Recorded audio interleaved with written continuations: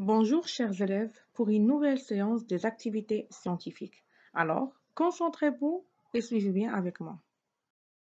Dans ce cours, nous allons nous intéresser à la lumière et l'ombre, pages 50 et 51. On va reconnaître les sources de la lumière, différencier un corps opaque et un corps transparent, et enfin reconnaître l'ombre et les facteurs qui contrôlent la longueur d'ombre. Premièrement, les sources lumineuses. À quoi sert la lumière? La lumière nous permet de voir ce qui nous entoure. Donc, la lumière, c'est une source qui nous permet de voir ce qui nous entoure. D'où vient la lumière? Une source lumineuse est un élément qui émet de la lumière. Donc, cette source peut être naturelle comme le soleil ou bien artificielle comme la lumière d'une ampoule. Donc, la lumière peut venir d'une source naturelle comme le soleil et la lune aussi, ou bien artificielle comme d'une ampoule ou bien d'une bougie. Prenons notre livre, page 50. Premièrement, les sources lumineuses. J'observe un document. Ces objets donnent la lumière. Comme vous voyez, les 4 images donnent la lumière. Première question, j'écris sous chaque dessin le nom de l'objet lumineux. Donc, il faut que je donne le nom de la lumière de chaque dessin. Alors, premièrement, c'est la lune. Deuxièmement, c'est la lampe. Troisièmement, la flamme d'une bougie. Et quatrièmement, le soleil. Très bien. On passe aux deuxième question. Quelles sont les sources naturelles de la lumière parmi les objets ci-dessus? J'ai déjà expliqué que la lumière vient de 2 sources, les sources naturelles et les sources artificielles. Alors, parmi les 4 dessins, les sources naturelles sont la lune et le soleil. Les autres dessins, ce sont des sources artificielles. Deuxièmement, opaque et transparent. Comme vous voyez, dans les 2 images, les 2 enfants portent 2 objets. Première chose, ils portent une plaque de bois et s'écrit opaque, donc un objet opaque. Et pour la deuxième, ils portent une plaque de verre et s'écrit transparent. Alors, un corps opaque, qu'est-ce que ça veut dire? Un corps opaque ne laisse pas passer la lumière. Donc, on ne peut pas voir la lumière grâce à cet objet opaque. Et aussi, on ne voit pas à travers lui. OK? Passons à un corps transparent.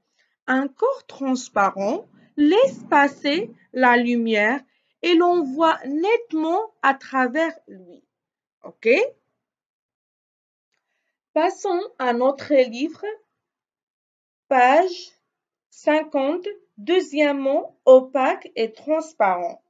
Je réalise une expérience. Placez successivement 2 écrans différents devant une vase. OK? Donc, on va placer 2 écrans différents. Alors, premier écran, un écran en verre. Et deuxième écran, un écran en bois. Donc, les définitions, un corps transparent laisse passer la lumière et on l'envoie nettement à travers lui. Un corps opaque ne laisse pas la lumière passer et on ne voit pas à travers lui.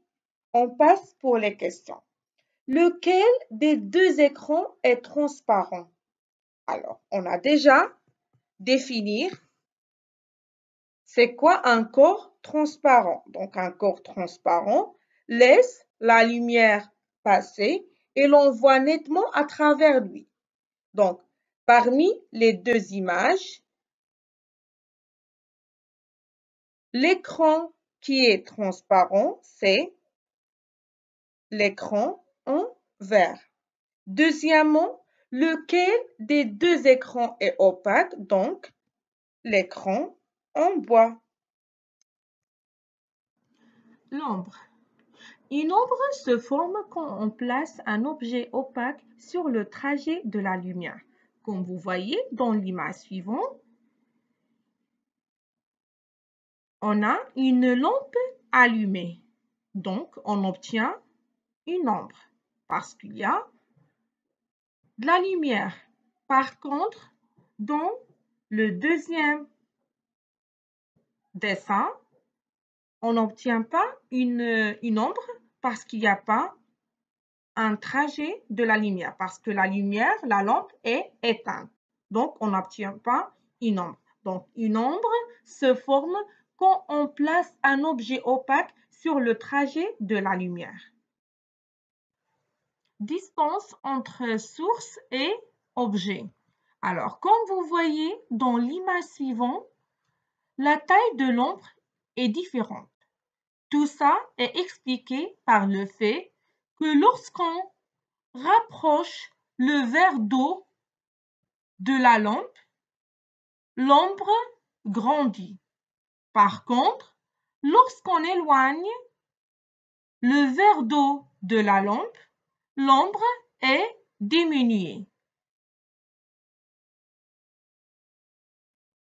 Prenons notre livre, troisièmement, distance source-objet, page 51. Je réalise une expérience. Modifiez la distance entre la source et la balle, puis la distance entre la balle et l'écran. Donc, on a une source de la lumière, la balle et l'écran. Donc, la balle, c'est un corps opaque.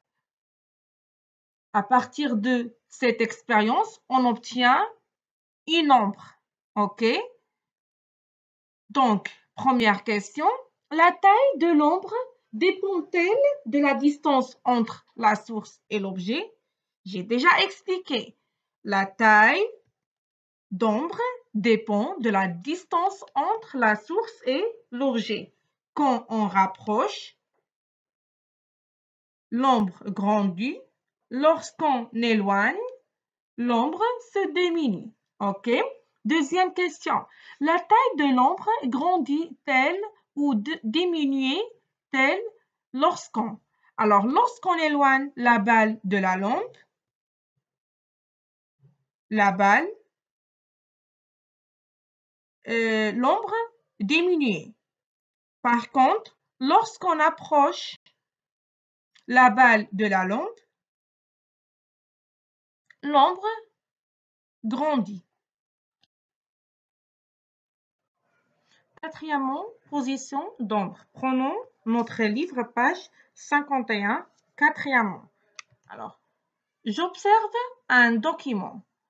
Au cours d'une journée, l'ombre portée d'un arbre change de direction et de longueur. La question demandée, j'attribue à chaque ombre 1, 2 et 3 de l'image de la position du soleil A, B ou C qui lui convient. Alors, comme vous voyez, on a 3 positions du soleil et on a l'arbre et 3 ombres d'arbres. Alors, il faut que j'attribue chaque ombre à chaque soleil. Alors, pour l'ombre 1, ça va être soleil C. Pour l'ombre D, ça va être soleil B. Et pour l'ombre 3, ça va être soleil A. Après avoir bien écouté l'explication, je vous demande de recopier les réponses des questions dans votre livre. Et merci.